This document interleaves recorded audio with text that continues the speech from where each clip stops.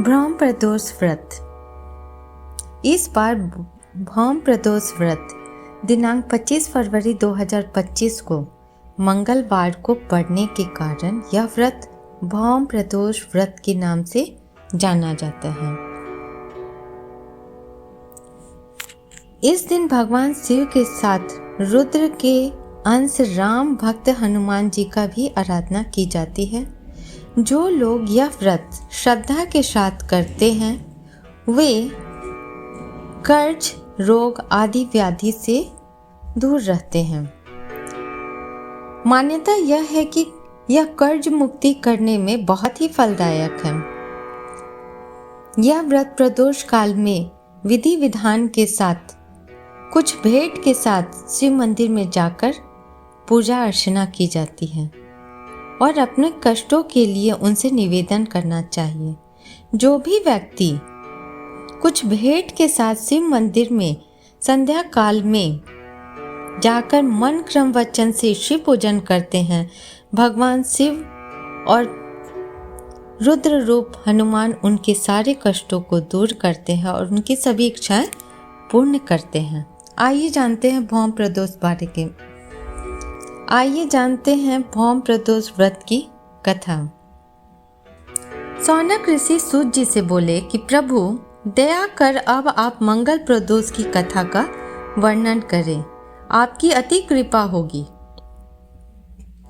सूत जी बोले, अब मैं मंगल त्रयोदशी प्रदोष व्रत का विधि विधान कहता हूँ।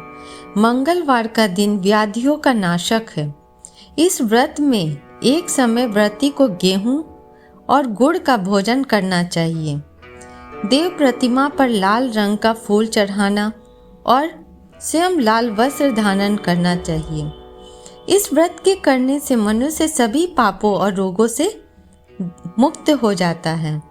इसमें किसी प्रकार का संशय नहीं है। अब मैं आपको उस बुढ़िया की कथा सुनाता हूँ जिसने यह व्रत किया और मोक्ष को प्राप्त हुई।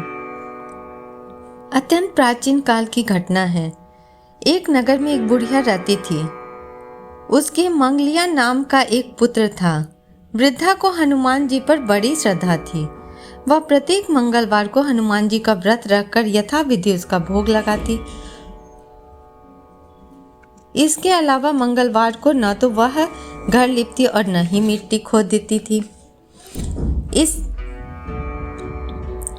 इसी प्रकार से व्रत रखते हुए जब उसे काफी दिन बीत गए तो हनुमान जी ने सोचा कि चलो आज इस वृद्धा की श्रद्धा की परीक्षा करें।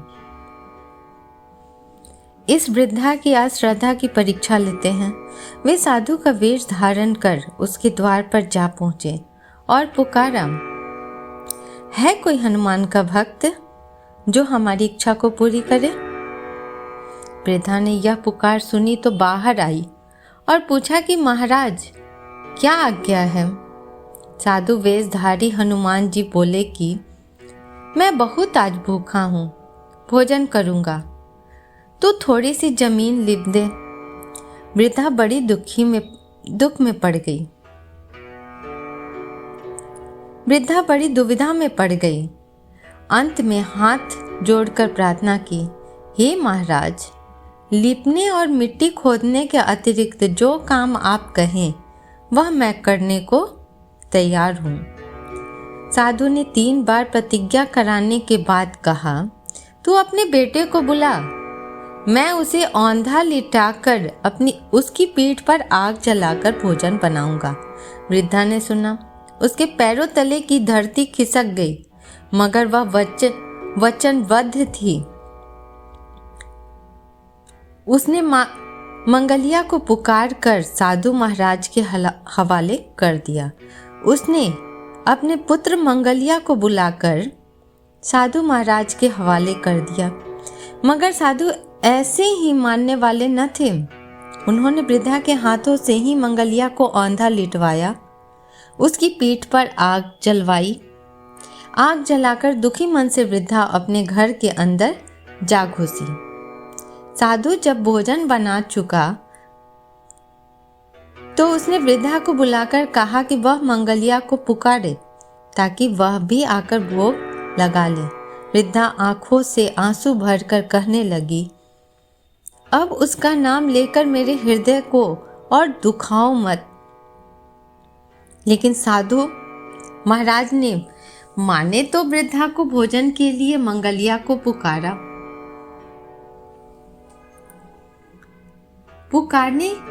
पुकारने की देर थी कि मंगलिया बाहर से हंसता हुआ घर में दौड़ा आया। पुकारने ही की देर थी कि मंगलिया बाहर से हंसता हुआ घर में अंदर आया।